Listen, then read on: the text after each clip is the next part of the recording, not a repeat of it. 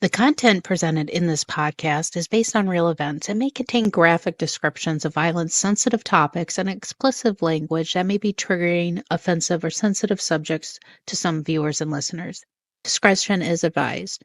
The purpose of this podcast is to explore and discuss true crime cases for entertainment and educational purposes only. This podcast does not intend to glorify or sensationalize crime, but rather aims to analyze and understand the complexities of human behavior and the criminal justice system. We encourage listeners to approach this content with empathy, critical thinking, respect for the victims and their families. Tonight, we're peeling back the layers of soil and superstition, exposing a dark chapter in American history where grave robbers, body snatchers, and resurrectionists turned graveyards into a marketplace and a science into something sinister. Tonight, we're visiting with Alan Sircy and his book, Fear and Folklore, An American Grave Robber. It's time to start the show. Let's hit it.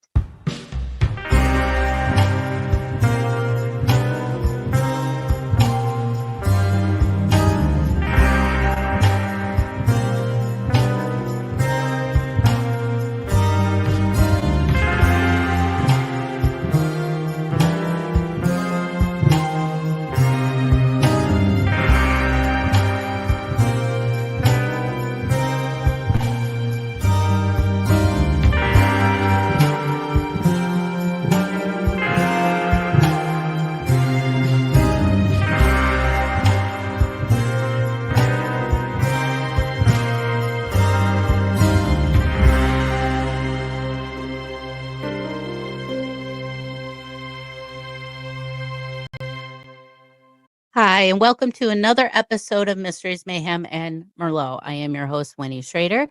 And tonight, I kind of wanted to have a little bit of fun, but I mean, it's still kind of gory and strange and weird. But I have author Alan Sircy on, and he's written a lot of the fear and folklore. And this one we're going to talk about are grave robbers, like grave robber. We're not just talking gold teeth and wedding rings. I mean, it was a big business back then, and it wasn't just, like I said, the jewelry. They wanted the bodies themselves. So, I figured why not have Alan come on and give us the history of how grave robbing started, how it became lucrative, and maybe, I guess, when did it peter off? So welcome to the show, Alan. Hey, thanks for having me, Winnie. Okay, so yeah, your book, Fear and Folklore, Grave Robbers, you delve into that sinister underworld of the weird, the macabre, the strange, and the just of the supernatural. I mean, you kind of you find these histories and stuff with stories of haunted places and things like that. So you kind of came across this by accident by going to the more paranormal route, but then you came across grave digging history. Is that what happened? Yeah, I did a series of books in the Midwest a year or two ago, and when I was in Cincinnati, I found this story about Benjamin Harrison, the former president, the incident that happened with his family. So, if you're not familiar with Benjamin Harrison, he was a Union general in the Civil War. His grandfather was William Henry Harrison, our seventh president. His father was John Scott Harrison. So, after the war, he doesn't go to Cincinnati where his family lives, right outside town in North Bend. He goes to Indianapolis to become a lawyer. He wants to become his own man, escape his family's large shadow. So he goes to Indianapolis, becomes this prominent attorney. Well, in 1878, he gets a telegram, hey, your father's passed away. So they're going to lay the congressman, John Scott Harrison, to rest. He goes back to North Bend to the family burying ground, and they have the service there. And at the end of the service, his sister walks over to the corner of the graveyard where her son was laid to rest a week before. Augustus Devlin died from tuberculosis. So she walks over where he was buried, and she starts screaming. Benjamin Harris and the other family members run over to see her, and they realize, hey, the grave's been disturbed, the body's gone.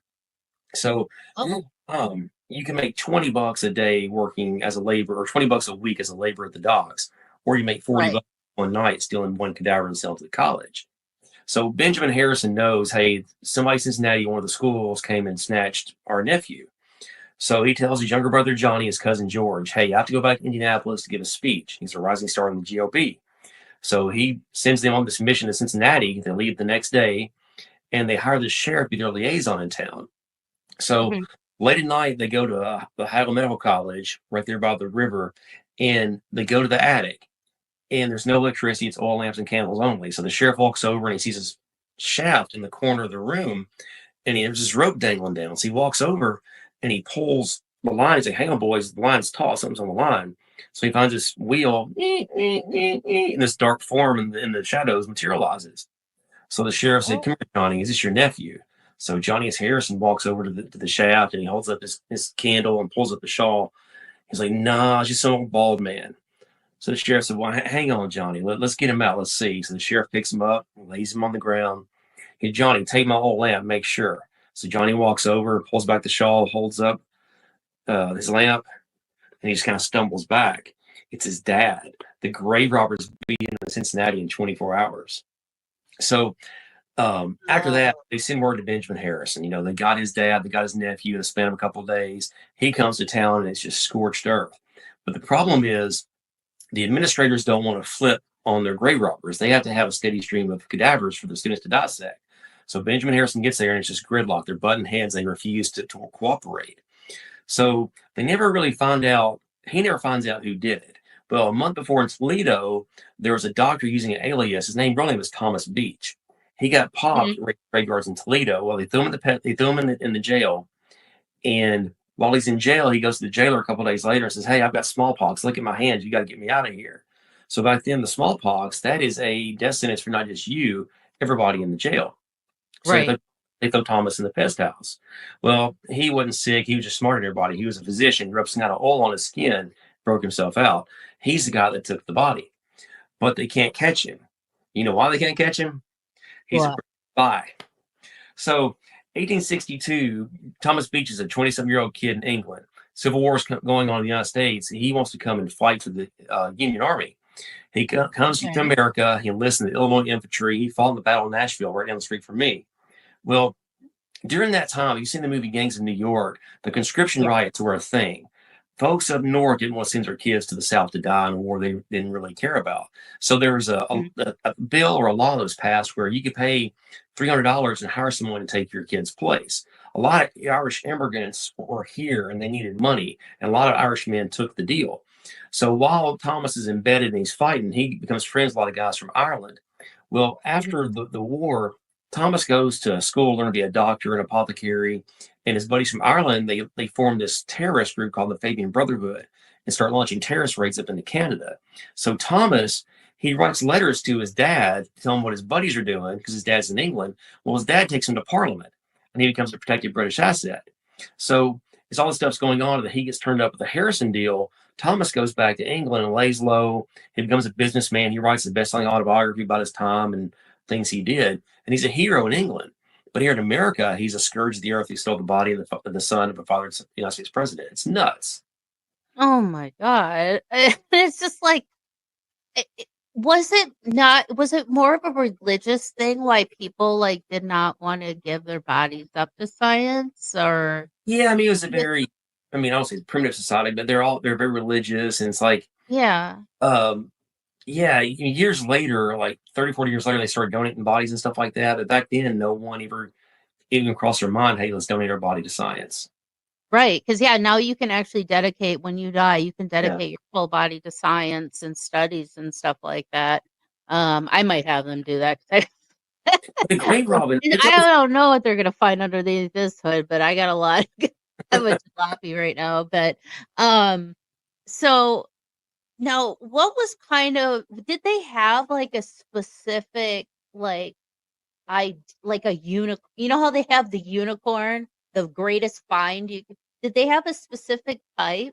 Did they want to find like did they get top dollar for like younger muscular men versus younger children? Or I mean, was there um kind of like a category?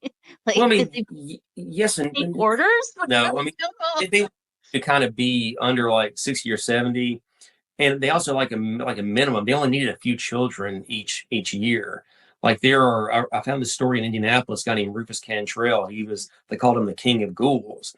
He worked with another guy who would go out scouting the graves, and he would leave like pieces of coal on markers of children because if the county, or if the hospital already had so many children for the year, you saw a piece of coal on the grave marker and you just left it alone. You just kept going. And it also, in a funny twist, Benjamin Harrison, the president whose father the whole Harrison deal, when he finally died, Rufus Cantrell was going to steal his body, hold it for ransom. Well, when he went to go take his body, someone put a piece of coal at the market for children, saying, "Hey, you need to skip this one," because he was trying to warn him that people are watching the grave. Mm-hmm. Gotcha. It's such a weird thought. It's just like I don't understand. Did anybody think to ask about donating bodies, or did they just immediately go to grave robbing?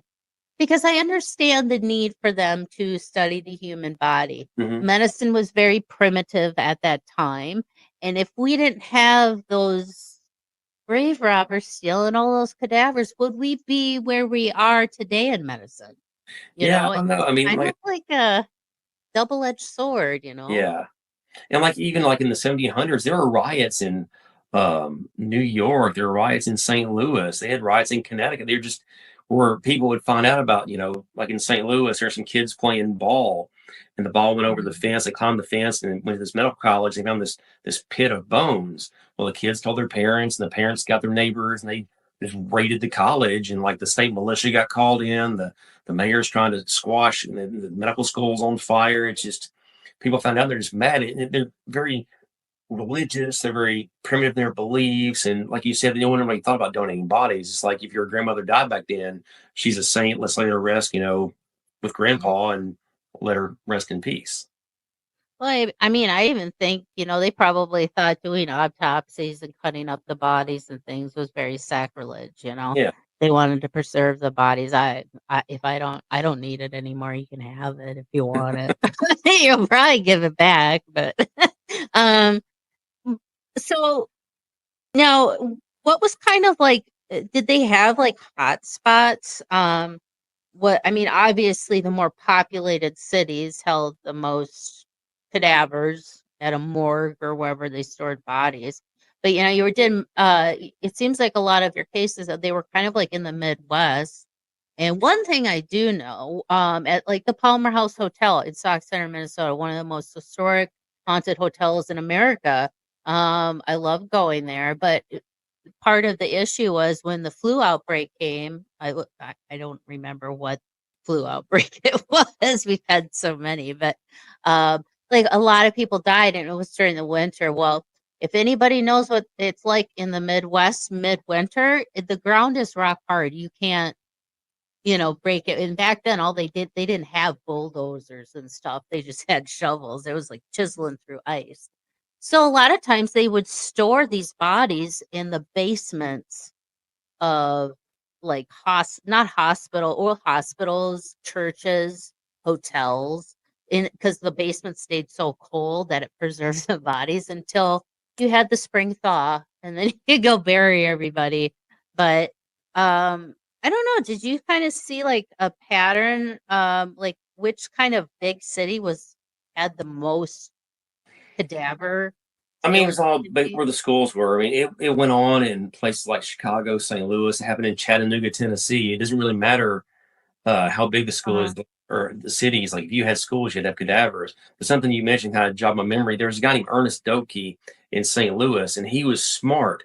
He bought a whole bunch of acreage in a cemetery, and he would charge people $7 to bury children, $9 to bury adults. Well, he was double dipping. He was getting money to bury them, but he wouldn't bury them. He would just take them to the college. Oh, I Other don't mean to laugh, but that's innovation. It is, Well, the thing is, though, in St. Louis, I think it's in the 1870s, 1880s, there was no law on the books for stealing the body. Body's worthless. So how do Yeah. you make it stop? Well, they finally caught him and they charged him with stealing a rosewood coffin. Well, Ernest had a lot of money from all his exploits over the years. He hired a good attorney. Well, the rosewood coffin they accused him of stealing, his attorney found out it was a pine box that was painted like rosewood, and he got off on a technicality. So it's nuts the things they did. It's like the shenanigans are off the charts because there's just so much money you can make. Right. I know shenanigans amok. Yeah, they're bait and switches and now okay, so like let's say because a lot of these grave robbers, they were kind of, the hired guns, the kind of dingy part of society. Now, did like these colleges, when they would hire these grave robbers to go out and get cadavers, did they like let them keep like any jewelry or like gold teeth or like little tips and trinkets, or did these colleges want everything? Well, by the time they took the bodies to the college, they weren't looking for jewelry because it was already gone. The body snatchers would took whatever. But yeah, they just wanted the bodies. They weren't really concerned with jewelry. And yeah, these guys are poor. They're scrappy. They would take any jewelry they had and just pocket it for anything. And typically, you got a body, and each college had like a shaft or like a back door, and you would put it in the back door or shaft, and you go back and get paid the next morning. There was a guy named William Cunningham. They called him Old Man Dead. He was in Cincinnati, and one night he raided the graveyard, and he got 16 cadavers. And like he's thinking, I'm gonna retire tomorrow when I get paid. Because he dropped it off. Next morning he goes to get his paycheck, and the professor's like, "Come here, Cunningham." He's like, "Yeah, where's my money?" He's like, "Well, all those cadavers, they all had smallpox. You got to take them back." So he had to go throw them all back in a barrel and take them to the cemetery, and he just dumped them out there in the graveyard because Cunningham believed the sexton kind of did him wrong, because the sextons usually were in on it with the grave robbers. They always got a cut of whatever they made. Oh, I know. And like you hear our kids like complaining about their hours that they have to work at Starbucks. I'm like, these people had no choice, but this was a job so they could feed their family. They had to go dig up bodies, and that's supply and demand. I get it, but man, what an awful way to earn money and have to. Oh, and and especially too being Irish. I'm Scots-Irish, and religion plays a huge part, and I'm sure that probably, moralistically, weighed heavy on some of these people. I don't know how religious they were, but because it's very sacrilege, especially back then. Well, Mess because with the body. I had an assistant named Charlie Keaton, and Yeah. he referred to himself as a subject gatherer. He wouldn't call himself a resurrection man or a grave robber or a body snatcher. He told his friends and family he was a subject gatherer. A subject gatherer. Mm-hmm. I think they're just trying to find a clinical term to stick so it sounds okay. Yeah, let's do it. So it makes it sound so clinical. But we got to take a quick break. But when we come back, I want to know if there's like any type of like celebrity grave robbing. Like, has there been any famous recorded cases of grave robbers specifically wanting to get that celebrity's body, or, whatever may have been buried with it. There's always those stories in history where so and so was buried with a bag of money and whatnot. But yeah, I'd love to hear about if we have any of those stories, but we've got to take a quick break, and we'll be back with Alan Sircy here with his book, Fear and Folklore, Grave Robbers. Guess what's back? That's right, the Paranormal 60 swag shop is back. Of course, we have the ever-popular Paranormal 60 tees with all the sayings we know and love. Plus, we have new and improved travel mugs, a new improved hoodie, and a brand new product. You gotta rock the croc with the Paranormal 60 foam slip-on shoes. All you gotta do is go to theparanormal60.com, click the swag shop tab at the top of the page. As you can see, this is where you can purchase Dave's book bundle. You can get The Other Side and Theater of the Mind, both signed for just $40. But if you want to go to our swag shop, just scroll up and click the merch button, which will take you to our Paranormal 60 swag shop, where you can purchase all the new items and your favorite items all in one place. Thank you so much for all your support. And remember, Darklings, stay spooky. Did you know that radio just got a little extraterrestrial? That's right, Dave Schrader is back on radio with the Paranormal 360 every Sunday evening, 7 to 9 p.m. Central on WCCO AM 830, an Odyssey station. Just download the Odyssey app and look for the WCCO logo, follow the station, and listen live. That's the Paranormal 360 on WCCO AM 830, an Odyssey station. Hi, and we're back. We have our special guest, Alan Sircy, who wrote the book Fear and Folklore. I don't know why my mouth will not say it today. Folklore. Uh, grave robbers. We're talking grave robbers here. It is a kind of spooky time of year. It's Halloween, it's fall, everything's dying. But before the break, we kind of alluded, has there been any type of like celebrity body snatching or celebrity grave robbing? Like, has there been, uh, uh, maybe some type of lore or legend story or something that so and so was buried with treasure, and he had these grave robbers going and digging everybody up trying to find it? Yes, yes, and yes. Let's Ooh, see yeah. here. Trying to think where to start. Well, Abraham Lincoln's probably the most famous guy that someone has tried to steal his body. There was a gangster in Chicago. I can't remember his name off the top of my head, but the government was on him a lot, and they arrested his best counterfeiter, and he was mad. And he's trying to think of a way that he could get his counterfeiter back. So he devised his plan. He hired some thugs to go break into Abraham Lincoln's tomb, and he took several weeks Uh-huh. to plan it. And he planned it in his bar, and someone got word of someone, and a Secret Service agent got sent in on the case, and they hired him thinking he was like this master horse thief that lived kind of in the area. So they brought him Mhm. along, and they didn't know they had a Secret Service agent embedded in with them.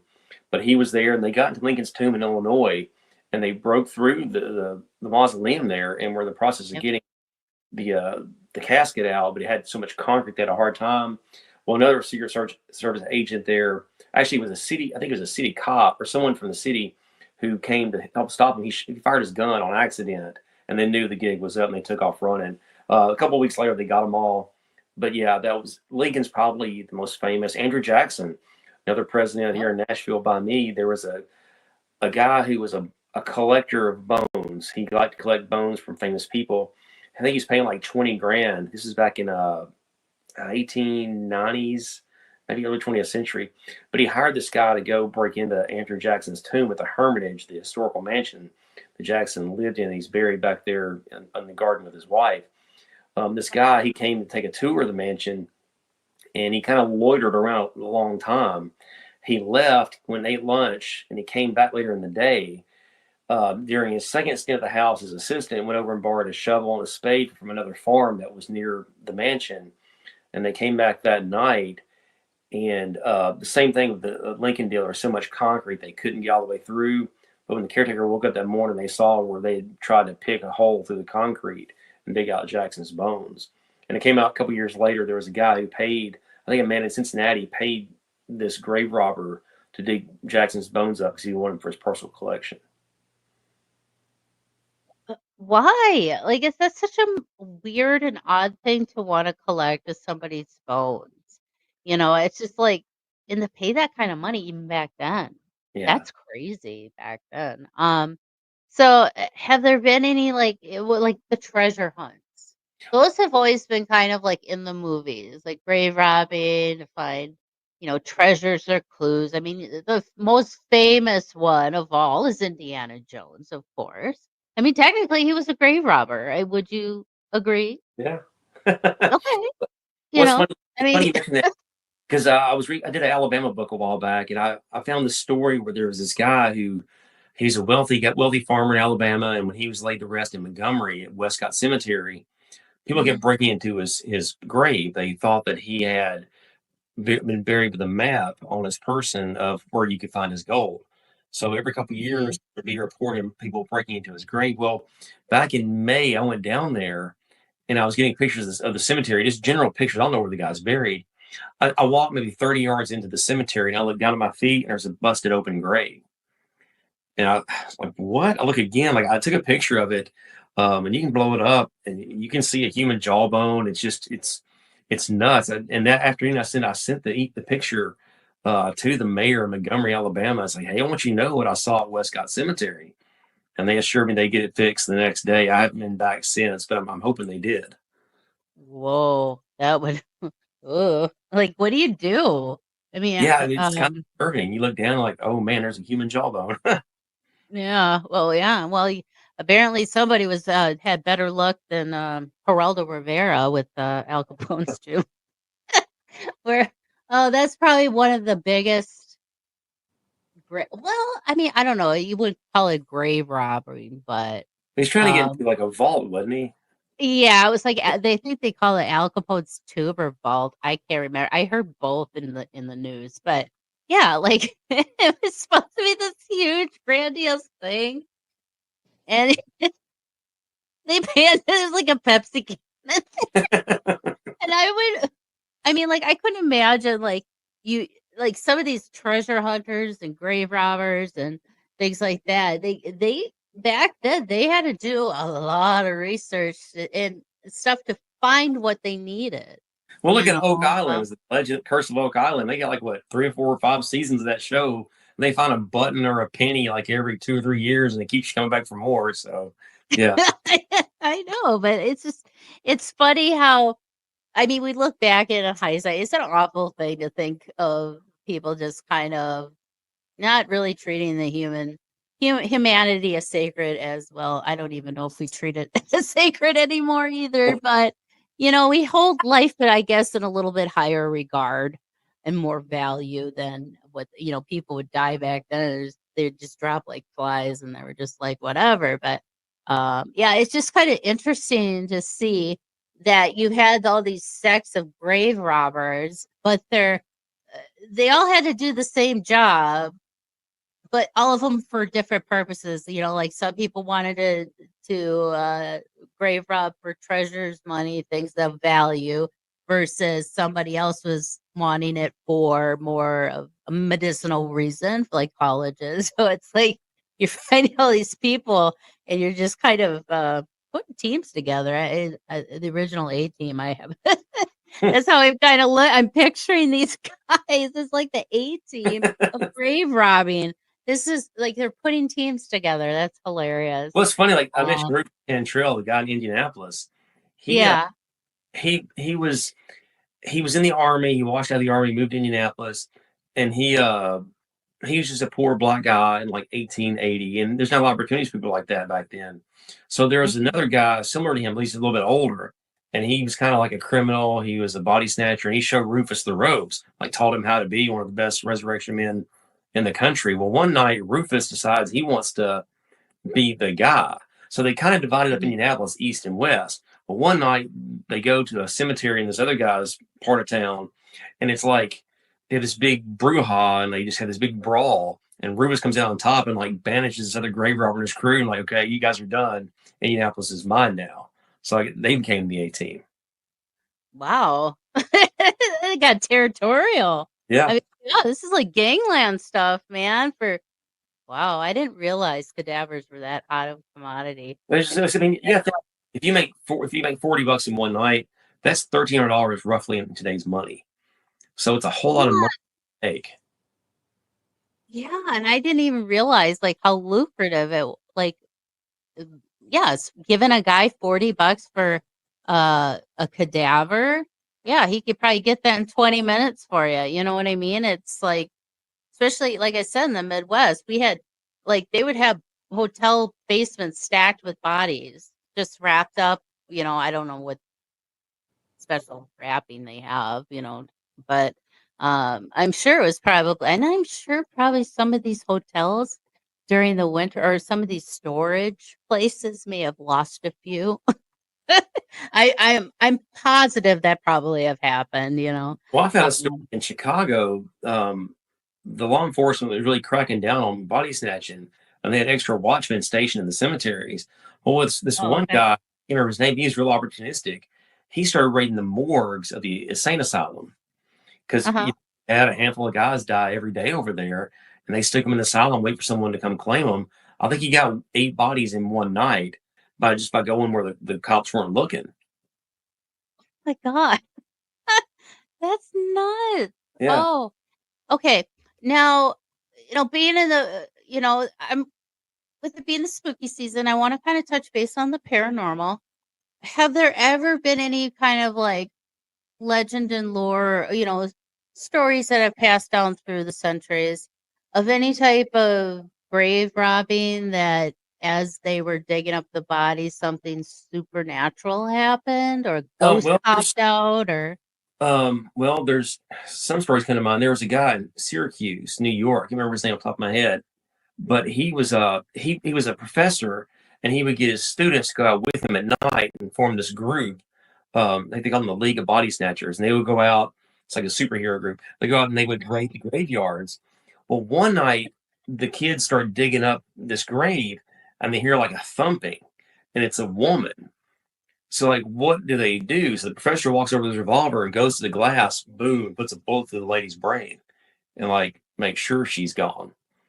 Oh my God! So it wasn't like they were. Yeah, they make sure she was gone. Yeah, there's a story in Chattanooga. There was a guy, I think his name was Todd Curry or Rod Curry. Yellow fever hit all the port towns or the river towns, like Chattanooga, New Orleans. Well, like it was a big, like thousands of folks died. Well, this one guy got yellow fever, and he wasn't dead. He's had like hardly any pulse at all. Well, the doctor seen he was dead, and they buried him in a potter's field, which is where the poor people were buried. Well, a few hours later, the sun goes down. A group of gang robbers over there hears like a thumping on his casket, and they pull the lid off. He just takes off running, runs down the street. Oh my God! Tavern where he had been working to tell his boss what had happened and why he missed work that day. Oh, he had to tell his boss why he missed work. That's kind of occupied. Oh my gosh, that's nuts. Yeah, I've always my actual I want to say it was like my great grandma, one of my great grandmothers. I don't know. Is when in the mid 1800s, in late 1800s, they did a lot of the wake. Yeah, people would put bodies on display in the home. Yeah. And so like people would come over, they'd have the casket, they'd have it like in the main living room. People would come pay their respects, and the body would sit there, and then the next day they would have a funeral procession and bury the body. Well, apparently they weren't really focused on checking really well if people were really, really dead, because she was put in the coffin, and this was back when people were poor. They just didn't embalm the bodies. They just, cleaned them up, dressed them, put them in a casket, and put them in the ground. Mm-hmm. And so she just, apparently in the middle of the night, she sat up, got out of the coffin, sat in her chair, started knitting her, I can't remember if she was knitting or fixing a wedding dress or knitting something. It was something white. And then she eventually died in the chair. So then they just put her back in the coffin. But I'm like, get back in there, Granny. Well, I mean, can you imagine coming downstairs and the body's not where you left it? That's pretty wild. And yeah, but I guess that happened a lot. And that's where the whole bell tolling comes to be, is, to whom the bell tolls. They would have the grave watchman, or whatever you'd want to call them. I'm sure there's different terms for them, but they would be there and kind of watch over the cemetery at night. And there were times people were buried alive by accident. It wasn't on purpose, but so coffins were retrofitted with the string built into it, and it would go up into on top. And that's why you always see some of those old tombstones with the little bells. Yeah, that's what that is. And you yank. If you woke up in your coffin, you were alive. If you were a graveyard shift and you heard a bell, you better dig out them quick because they're alive. I mean, could you imagine though walking through the cemetery? They tie the rope around your toe, so that way if you move your foot, that's how you bring the bell. Was it the toe? I know. I've heard. Yeah, I heard some like because I've actually seen some of the coffins. Like some of them got preserved up here because of how cold it was. So it's like it petrified the wood. So like the string was still there, but like, you could see like in the coffins how retrofitted throughout the coffin with the string. I'm like, that is such a weird insurance policy. I would. Oh my God, I couldn't imagine. Well, there's a story in Knoxville, Tennessee. Knoxville had this big rash of grave robbing over like a span of 6 months. So some of these undertakers started putting bombs in the caskets. Like they would put advertisements in the paper, hey, do you want a bomb for your beloved's remains? So that way you guarantee that no one can steal their body. But then their body gets blown up. I mean, is that Is it just because they don't want somebody to have their Yeah, it's their exactly. family? Okay, Your okay. mother's a saint. You don't want to steal her body. You know, I guess I can understand that. Yeah, I can understand it to a degree, but it's like, come on, she's not using it anymore. um, well, I mean, thank you for coming on. This is kind of lighthearted, and perfect for this spooky season. I mean, we have a lot going on in this country right now that's a little making people a little edgy. So Oh, it's kind of nice to have those breaks and laugh, and hopefully on the other side of the selection, we'll still come out as a strong country no matter what. And like some good hopefully, drink, Robin, to lighten the mood. let's not get we don't want to get back to grave robbing as a career. So, well, thank you so much. Now, is there a website or anything that people can get a hold of you? Yeah. Or, check out all your books? Yeah, southernghoststories.com. All the books are on Amazon. You can type my name, Alan Sircy. I'm on Twitter, X, Facebook. I do all that. Perfect. Yeah, and I'll have a link in today's description for specifically grave robbing. But yeah, I'll even link your author's page because you have quite a few books. I mean, granted, being in the paranormal field, it's never a dull moment, and there's always a topic to touch on. But I'm really happy that because you came across Dave at an event recently. I can't remember which event because he's been gone every week. But yeah, he came across grave robbers. He's like, you should totally get him on the show for that. I'm like, Yeah. awesome. Perfect. So, well, thank you so much. And I hope to see you guys all next week. Thank you for joining me for another episode of Mysteries, Mayhem, and Merlot. And until our next case, my armchair detectives, stay safe, stay vigilant, and stay aware. I'll see you right here next week on Mysteries, Mayhem, and Merlot.